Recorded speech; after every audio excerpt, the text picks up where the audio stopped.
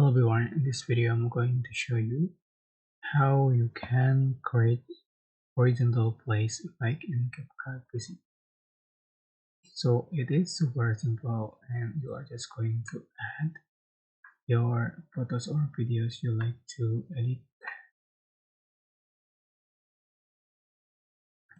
I'm just going to import and I'm just going to add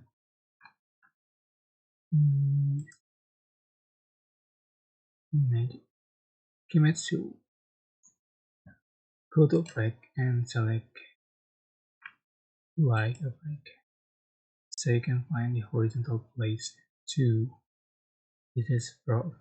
You have to zoom focus to be able to use this effect and just add to the track and just for the duration, and you can change for the option effect, blur, strange, glow, and etc. You can see for the final result. It's cool effect. I hope this tutorial was helpful for you guys. Don't forget to like, comment, share, and also subscribe. If you have any question, please leave in the comment section down below. Thank you so much for watching.